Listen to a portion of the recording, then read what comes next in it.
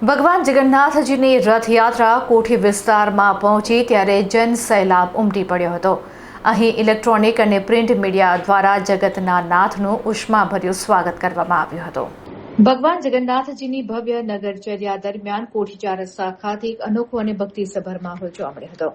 શહેરના રાજમાર્ગો પરથી પસાર થઈ રહેલી પ્રભુની રથયાત્રા જ્યારે કોઠી વિસ્તારમાં પહોંચી ત્યારે ત્યાં હાજર પ્રિન્ટ અને ઇલેક્ટ્રોનિક મીડિયાના પત્રકારો, કેમેરામેન અને પ્રતિનિધિઓ દ્વારા ભગવાન જગન્નાથ, ભાઈ બલરામ અને બહેન સુભદ્રાજીનું પરંપરાગત રીતે ભાવભીનું અને ઉષ્માભર્યું સ્વાગત કરવામાં આવ્યું હતું. લોકશાહીના ચોથા સ્તંભ સમાન મીડિયા જગતના મિત્રોએ રોજિંદા સમાચારોના કવરેજમાંથી થોડો સમય કાઢીને ભક્તિના રંગે રંગાયા હતા.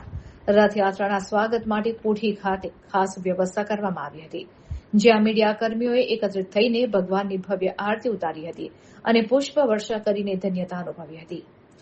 અખબાર અને ટીવી ચેનલ્સના તમામ પત્રકારોએ સાથે મળીને ભગવાનના રથને આવકાર્યો હતો. અબીલ ગુલાલની જોડો વચ્ચે જય જગન્નાથના નારા લગાવી મીડિયા ભાઈઓએ વાતાવરણને ભક્તિમય બનાવી દીધું હતું.